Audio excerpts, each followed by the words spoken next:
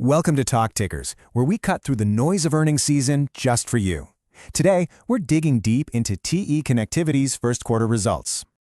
All right, so this one is a classic Wall Street puzzle. You've got TE Connectivity posting a fantastic quarter. I mean, they beat expectations on every single key metric. So why did the stock finish the day down? Let's break down the numbers and figure this out. Okay, first things first, let's just get into the headline numbers, which honestly were just plain strong. No two ways about it. So kicking things off with earnings, they posted an adjusted earnings per share of $2.72, which absolutely smashed the Wall Street consensus of $2.55. A great start. The story was just as good on the revenue side. It came in at $4.67 billion. Again, a really solid beat, and get this, that's an impressive 22% jump from last year. But this next number, this might be the most important one of the whole report. A record $5.1 billion in new orders. That's a 28% jump, and it signals that their pipeline for future growth is looking incredibly strong. And this slide really tells the whole story, doesn't it? On the left, you've got this stellar, totally bullish report with record orders. On the right, you have the market's reaction. The stock opened higher, but then completely faded, closing in the red. So what gives? So what was really under the hood of this impressive quarter? Let's take a look at the key drivers. Well, beyond the headlines, the operational engine was just firing on all cylinders. Margins expanded, and they generated a ton of cash. And crucially, look at their book-to-bill ratio, 1.1. That simply means for every dollar of product they shipped, they booked $1.10 in new orders. That is a fantastic sign of growing demand. Now, according to the CEO, Taryn Curtin, this wasn't an accident, this was all strategy. The company has been deliberately investing to capitalize on these huge long-term trends like the explosive demand for data and power driven by AI, grid modernization, and next-gen vehicles. And that strategy is clearly paying off, especially in their industrial solutions segment.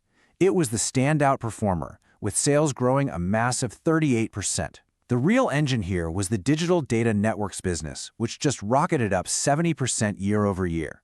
Pretty much all thanks to AI demand from their big hyperscale customers. Okay, so that covers the quarter that was. Now let's look at management's outlook for the second quarter and some of the key themes that popped up during the analyst Q&A session. Looking ahead, the guidance for Q2 was solid. They're projecting continued double-digit growth, and on paper, that is exactly what you want to see. But, as we're about to find out, solid might not have been enough. Because when you dig into that Q&A, a few potential headwinds started to emerge. While raising the AI outlook was a clear positive, management also flagged rising metal costs, some softness in the truck market, and a big jump in spending to build out all that AI capacity. And these are the little details the market really latches onto. Which brings us right back to our central question. With such a strong report and solid guidance, why on earth did the stock ultimately fall? The answer really doesn't just lie in the report itself, but in the context of the stock's massive run leading up to it. See, the market isn't just grading the quarter, it's grading it against what was already expected. And this chart, this is the key to the whole puzzle. Look at that 55% return for the stock over the past year. It absolutely dwarfed the S&P 500 and even the tech sector. This is a classic case of being priced for perfection. When a stock runs this hot, a great quarter just isn't good enough. The market needed a flawless, jaw-dropping blowout, and anything less was going to feel like a disappointment.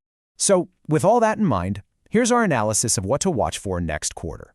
So here's our call. We expect them to meet or maybe slightly exceed their guidance next quarter, but the metric to watch, the one that really matters, is that book-to-bill ratio. It has to stay above 1.0 to prove this demand has legs. As for the stock, we expect it to be range-bound for a bit. The market's going to want to digest these huge gains and wait for more proof. For these reasons, our rating is market perform. And remember, this is not financial advice.